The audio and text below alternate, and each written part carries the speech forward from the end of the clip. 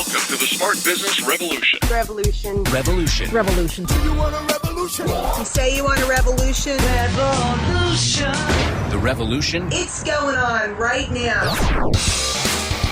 Welcome to The Revolution, the Smart Business Revolution podcast, where we ask today's most successful entrepreneurs to share the tools and strategies they use to build relationships and connections to grow their revenue. Now, your host for The Revolution, John Corcoran.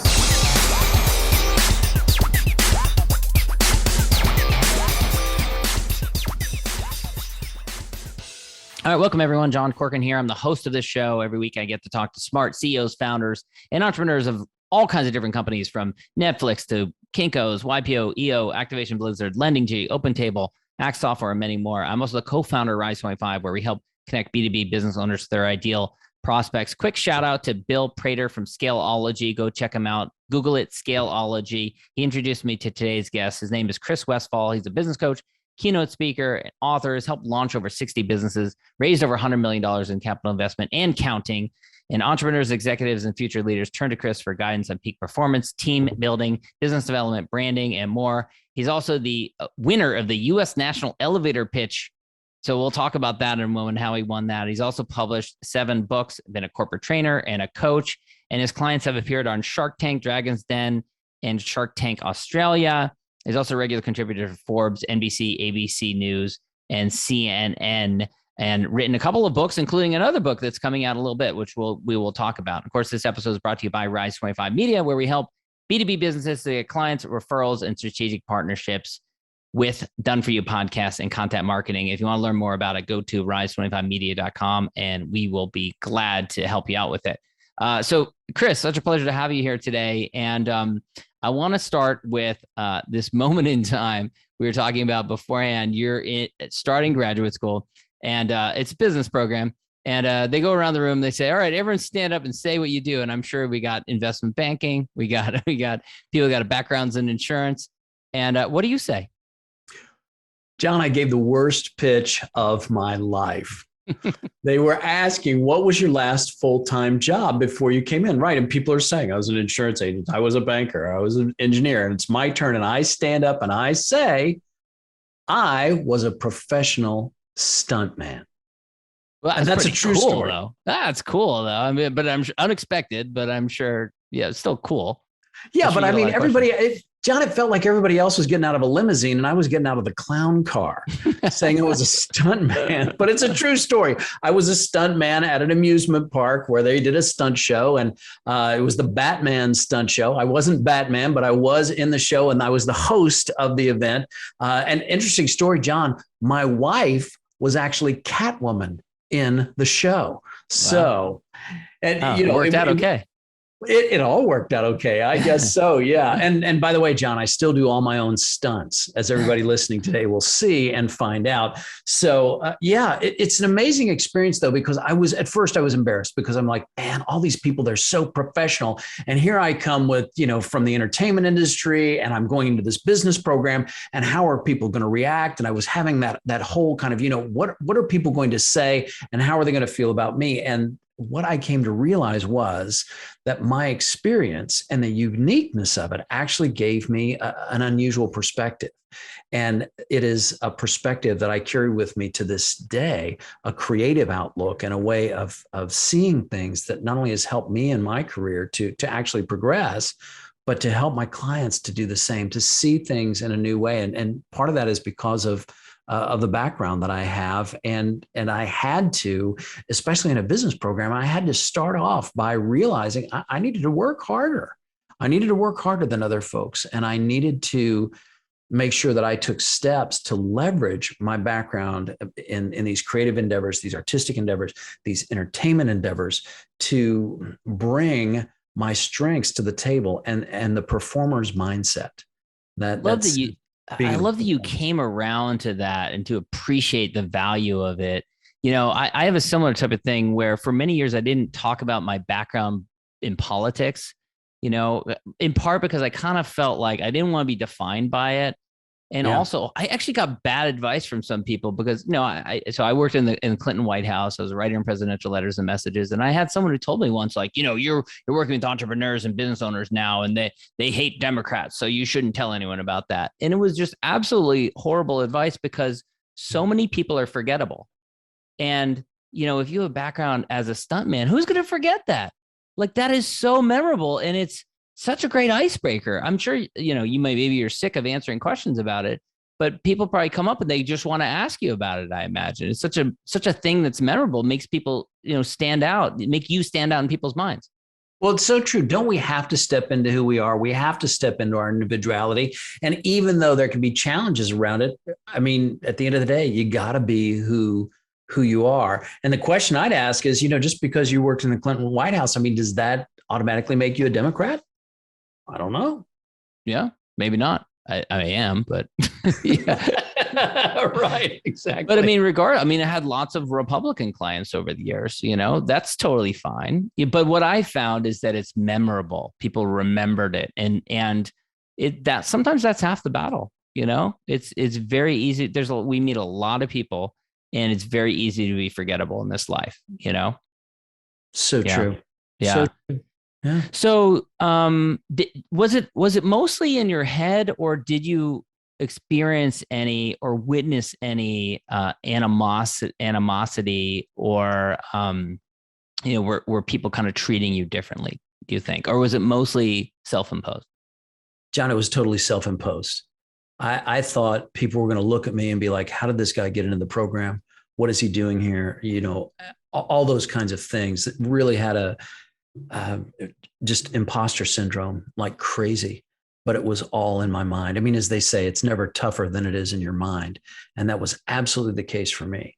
In reality, it was exactly the opposite of the way that I imagined it. People were, like you were saying, they were curious. What led you to that decision? What was that like? How does that experience shape you? And how do you square working in a stunt show with being in a business program and trying to create new results for yourself? And it was actually a source of strength, even though I imagined it as a weakness. Yeah. And when you've been a professional speaker for a number of years now, when you speak, do you weave it into your presentations then? Sometimes. I spoke the other day and I brought it up with a group. Whenever it's appropriate. A lot of times I'm talking with folks about their careers. And when I'm working with people who are concerned about something in their background that's holding them back from the job that they want, or starting the business that they want, or realizing their entrepreneurial dreams, whatever the case may be, I have to sit down with them and say, why do you feel insecure? I mean, what stunt show were you in? Yeah. Yeah. Just to kind of set the stage. It's funny because I find sometimes the more cerebral people are, the more educated they are, the more likely they are to have those types of things that are holding them back. For in the work that we do, it's always the clients that have got like a JD MBA who say, like, I couldn't start a podcast because what would I talk about? I'm like, you have no problem talking. You have no problem having a conversation. So I don't know why you think that would be a problem. Sure. I run into that a lot too. It's really interesting that you bring that up, John, because a lot of my clients, they come to me and they say, I don't know how to do this. But the fact is they absolutely know how to do it. They just don't have the want to, or they don't have the people around them that can help them to get there. And because they know that the how to is to find a resource that can help them. And a lot of my clients, I mean, they fall into this trap. And I guess I fall into this trap too, is feeling like you have to conquer the world by yourself, that you can't go into a business or a partnership or a new initiative or a podcast with some help. Yeah. Why is that? Why do we feel like we have to lift the world on our own two shoulders? I mean, on our own shoulders. Why is that? Right. And I'm sure that is relevant to some of the work that you've done more recently with helping others to refine their pitch. But before we get to that, from that low point of your pitch, your stand-up pitch when you're joining business school, telling people about your background as a stuntman, you end up entering this national elevator pitch competition and winning it. So tell us a little bit of how you end up getting involved in that. Well, it was so strange, John. I found out about this contest on Twitter, which is saying something because I've got thousands of followers on Twitter, and to see a tweet, it's kind of unusual. But I saw this tweet about this contest that was being launched and looking for the best 2-minute speech in the country, the best elevator pitch. And so I click through and I, read the rules of the contest, and I had to record a 2-minute video and to enter the contest. And I posted the video online, and I had to raise votes via social media. And it was a nationwide competition. So there were entrepreneurs and executives and people from academia from all over the country. And so I raised votes on social media, but John, I came in second place in the competition. I lost to an entrepreneur from Atlanta. And I thought, well, you know what? I'm glad I went through this experience. I'm glad that I got my story out there, and I went through the exercise, and I feel good about it. And then my phone rang, and it was a guy by the name of Jeffrey Hazlett, a friend of mine who, he's become a friend now, but he had put together the competition, and he had sponsored the whole thing, and he had put together a panel of judges. And he told me, he said, Chris, I wanted to reach out because I know you were second place in the competition, but you're first place with us. You're the national elevator pitch champion. Congratulations. And they had evaluated my video. And so anyway, from this place where he called me and let me know that I was the national elevator pitch champion, that was when everything changed in my business. And that recognition brought some attention to me that forced me to think about what it is that I had done. How did I do this? What was the engineering behind what I created? And from that place, it launched my career in terms of speaking and in terms of the consulting work and the coaching work that I do, because it's all focused on helping people to communicate more effectively. And I won't make you rehearse or repeat the pitch itself, but break it down for us. What exactly was it that made it successful? The pitch was all about how it's not enough to have letters behind your name, PhD, JD, CPA, that those letters and those recognitions aren't the most important thing. If you can't express yourself and describe your value proposition in a way that's meaningful. So John, it was really an elevator pitch about why you need an elevator pitch. Kind of meta. Very meta. Yeah. Well, no wonder the committee loved it, right? They're like, oh, it speaks to us. He gets us. Yeah. So that was what it was about. And I still believe that to this day. I mean, look, there's a lot of folks say, an elevator pitch, that's kind of an outdated concept and stuff like that. Well, it is if you're trying to speechify someone into submission or, trying to have a conversation that isn't appropriate. But if you understand that a persuasive conversation is something that we all need, then that's an elevator pitch, or let's just call it the start of a conversation that can be really powerful, really persuasive, and quite frankly, really effective. Yeah, it's really interesting. People that make those types of remarks, like, I don't believe in an elevator pitch. It's like the same people that say, like, email is dead, or things like that. That just like, well, it's not. Yeah. What do you say to people when people say that to you? Elevator pitch. Yeah, who needs that anymore? Meet me on the stairs and let's discuss.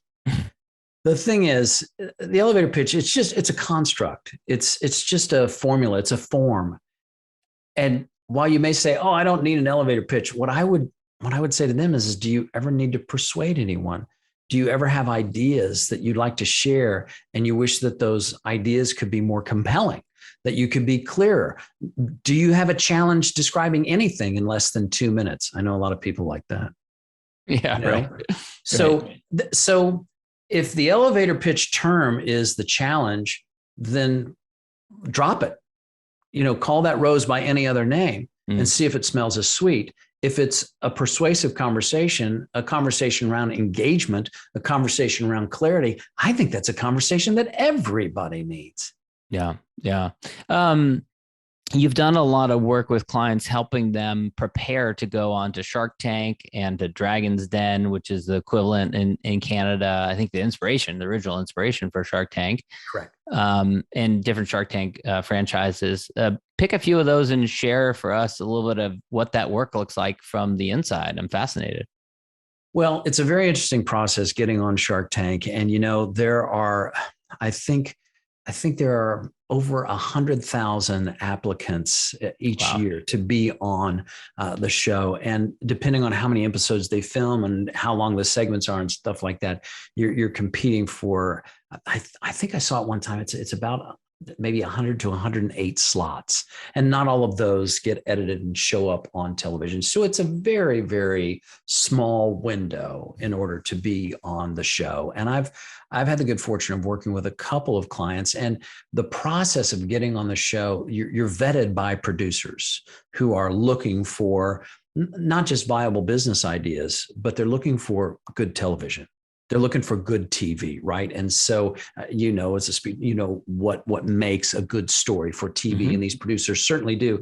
And so it's about tuning the entrepreneurs for the medium of television, as well as preparing them for the business concepts that they're going to be asked to address.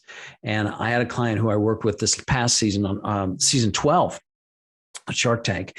And what we did to prepare him for going on the show, not only did I work with him on his pitch, and by the way, the producers had given him a lot of, I won't say bad information, but when he pitched, he kind of pitched like this. He was like, they told me to be high energy. And so I'm like, whose voice is that, man? Who are you? And he realized it too. I mean, he shows me the video. He's like, this isn't me. I'm a persona in this video. I want to be a person when I'm on the set. I'm like, that's the only way to do it. So I worked with him on that and got him to kind of dial it back so that he could find, because he's somewhat of a soft-spoken guy, but even soft-spoken guys have an energy that can be communicated. We tapped into that for him. But the part where it got really interesting was I put together a panel of judges, and they're friends of mine, they're investors and folks from the entertainment industry. And I put together a panel of sharks, and they were all given instruction on how to play their parts. I didn't tell them about the business idea. So they came into it in a similar fashion for the sharks on this show. It's not exactly the same, but it was a similar fashion. And long story short, what happened was my client got into a bit of a give and take, negotiating a deal with the rehearsal here with your friends. In the rehearsal. Okay. But John, here's what's intriguing. That's exactly what happened on the show.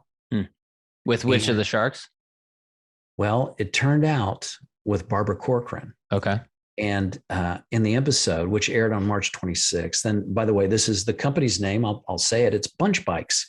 And my client, his name's Aaron Powell, terrific guy. And you can watch his episode. And Damon John warns him. He says, you're about to get into it with Barbara.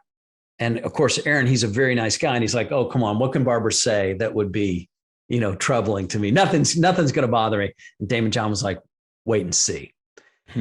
And sure enough, she's a tough negotiator.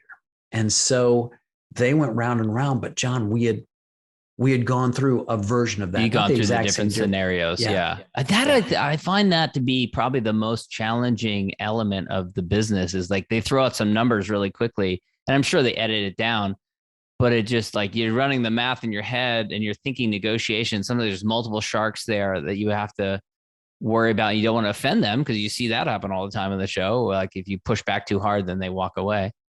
So true. But that's the two things you've got to know. You've got to know your business backwards and forwards, especially if you get into it. Like he had some debt on his books that they didn't like, and he needed to address that. So he had to be very articulate around the puts and takes of his business. But then he also had to be an expert communicator because, you've seen it a million times. People get defensive and they lose. Or they try to, there are things that the shark just won't tolerate. And if you step on one of those landmines, and we talk through it in the coaching of the things to avoid and how to address people in Q&A and how to address these sharks, because pitches are won in Q&A, bottom line. I mean, a good pitch gets you in the door and it gets people interested and they say, tell me more. But Q&A is when that's when the rubber meets the road. And luckily for Aaron, I was very proud of what he did. He was able to create an unprecedented deal because not only did he do a deal with Barbara Corcoran, but Robert Herjavec also got in on the deal with Barbara. And the thing that makes this deal unusual, two sharks have paired up before, but Herjavec was not on the show. He came into the deal later. Really? Interesting. Yeah. Yeah. So Aaron got a 2-for-1 as part Like of she brought him in later. Well, he wanted a piece of it. Oh yeah. Oh, Yeah. Interesting. Come to find out, he's actually a customer of the company. He's got, I think he has kids that are twins. I don't know how old they are. But Bunch Bikes is a perfect product for families. You can put your kids in the front, at the front of the bike and carry them around. It's like a cart in the front of the bike, and it's an electric bike. And we had one similarly, which I sold when my third got old enough to ride a bike. But yeah, similar idea, like, ride them around in the front. That's really cool. Did he avoid any when you watch the recording afterwards, or when you talk to him afterwards, did you see him avoid landmines as a result of your coaching? Like, was there anything where he was able to sidestep something or address a question that he anticipated, that he was prepared for? Well, I could tell that he was nervous, at least the way that they cut it and the shots that they used and everything. I didn't see all of the footage, but when I watched it, I could tell that he was nervous. And I hope he doesn't mind me saying that. But sure, also, who wouldn't be? Yeah, of course. Who wouldn't be? Yeah, who wouldn't be? Yeah. Here's the thing: on top of the nerves, he knew what he was doing, and he was very clear-headed. Because when you go through coaching, and if it's really effective, what you learn is not tips and techniques. You access an identity that's not about believing in yourself or being confident. It's just knowing who you are and what you have to offer. And even when you're nervous, who you are and what you have to offer, it's still there. And that was the thing that was so cool, was to see that come forward. And when it got heated with Barbara, and it did, he stood strong. And you know what he used? And this is right out of the coaching. What was so great to see, he used his superpower of authenticity. He came straight at it. He did not dance around it. They said, "You've got some debt here. We don't understand where this is coming from." He says, "Let me explain it to you." And just like Honest Abe, he's like, "This is the way that it works." Mm-hmm. Yeah. And you could tell that he wanted the deal, but he was also like, "Look, if this doesn't feel right to you, I understand. And if you make me an offer that doesn't feel right to me, you need to understand I'm going to walk away from that." Yeah. And he was, there was a moment there where it's like, is he going to push back from the table, or are the Sharks? What's going to happen? But luckily they came together, and it was really exciting to see. That's really cool. And before we move on, I want to talk about your book that is coming out in a bit. But any other case studies or stories of either clients that have been on Shark Tank or Dragon's Den who you want to highlight, or other pitch competitions? Just to say that I've worked with dozens of folks who have tried to get on the show, and many are called, but few are chosen. But the good news is, even if you don't get on Shark Tank, there's still a great opportunity for you to go to traditional investment markets. And Shark Tank is an important marketing play, by all means. It's also a source of capital, but the marketing impact of being on a national television show is really, really powerful. However, you can still go out and find the fuel that you need for your business idea. And it's like I say to my coaching clients, what's the easiest way to make $1 million? The answer is learn how to ask for it. And just helping people to engineer solutions that help them to do that. It's been a big part of my coaching, and I love the work. Yeah. Yeah. And just a few other tips on that for those who do want to raise money, especially in the context of today. We're coming out of this pandemic. Life is changing in many ways. There are labor shortages. It's an unusual time. We're recording this in late August, 2021. Mm-hmm. What are you seeing that's working well for your clients? And I realize that's an extremely broad question, but who are raising money today, what's effective? Honesty and authenticity. If you hype, you're dead. If you fake, you're dead. You will be found out.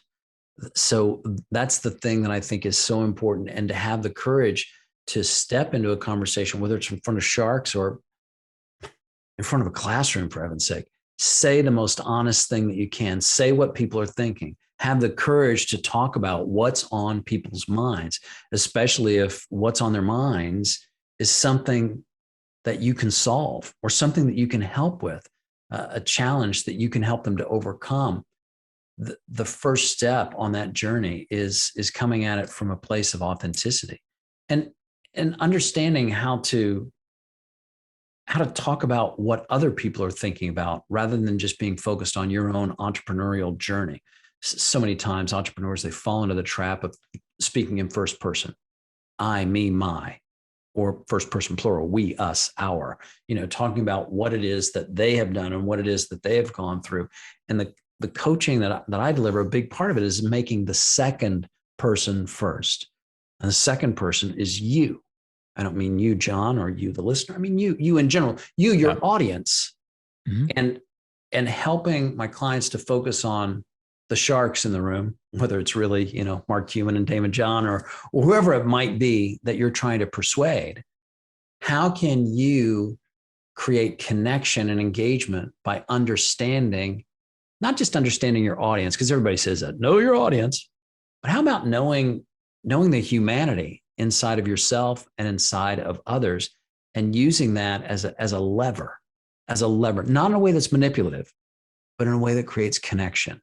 And there's a science behind that, but it's that connection that drives engagement, that creates curiosity, and really points towards the expertise in the room. Because you've seen people, they go on Shark Tank, and the one that I love is they try to come out and act as if they are experts on wine.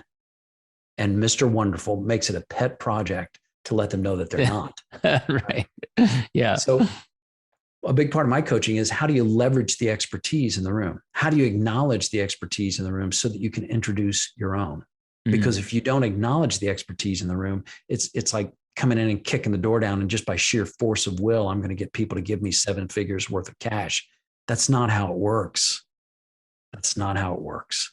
Yeah. So those are kind of some broad general terms of some of the things that I talk about with the coaching clients that I work with. But it's a game of honesty, not hype. Yep. That's great advice. Easier, Creating Your Life Your Way is the name of the book. Tell us a little bit about the inspiration behind that. Easier is unlike anything that I have ever written before, John. The inspiration, it's a simple one. The idea is that anything in life, anything can be made easier. Relationships, business partnerships, entrepreneurships, whatever the case may be, whatever ship you're on can be made easier.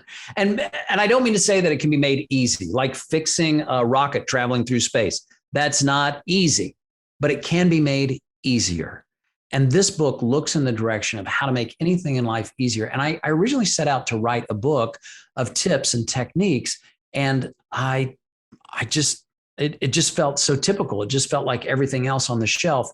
And I said, what can I do to bring this story to life in a new way? And how can I tap into my experience to elevate this somehow out of the tips and techniques realm? And so what I did was I wrote a story of a client who wants to leave his job. He's a corporate guy. He's frustrated. He wants to quit. He doesn't have the courage to do so. He wants to start his own business. He's not sure how to do that. So he hires a coach to get started. Little does he know that in 5 days, he's going to be fired from his job. So the story turns into a tale of life after career death, basically, as this guy is fired and he finds his way through the most difficult professional circumstance that anyone can ever face. And the book does not have a tidy ending by any means. It's not a Hollywood ending. It's a little messy at the end, quite frankly, but it's also easier. And in the course of the book's events and the conversations that the client has with his coach and the realizations and discoveries that he makes on his own, including the support of his family, he taps into a deeper understanding of his own human nature and a way of looking at life that makes everything easier.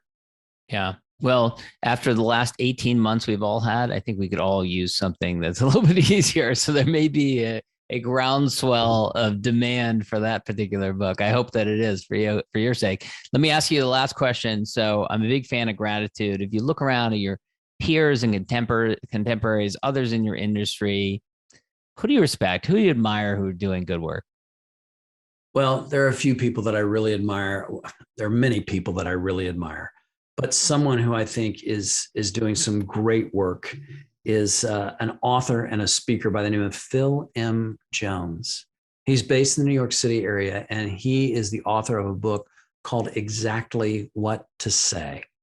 And it is a terrific book about words and phrases and approaches to the persuasive conversation that I have found to be very, not just interesting is the wrong word, intriguing, but impactful. And so I want to give a shout out to Phil Jones. He is a colleague and a friend, and send my respect as well for that book, because Exactly What to Say is a title that I think everyone should pick up. It's a tiny book. It's a short book, but it's filled with incredibly powerful information. Excellent. All right, Chris, thanks so much. Where can people go to connect with you and learn more about the work that you do? Well, you can find me on my website. That's westfallonline.com. And that's my name, which is like the direction and the season, westfallonline.com. You can also find me on my YouTube channel if you'd like to see some of the videos that I've created about communication strategies. And that is youtube.com/westfallonline. That's also my LinkedIn handle, Twitter, and Instagram at Westfall Online. Yes, so convenient. Excellent. All right, Chris, thank you so much. Thank you for listening to the Smart Business Revolution podcast with John Corcoran. Find out more at smartbusinessrevolution.com. And while you're there, sign up for our email list and join the revolution. Revolution. Revolution. And be listening for the next episode of the Smart Business Revolution podcast.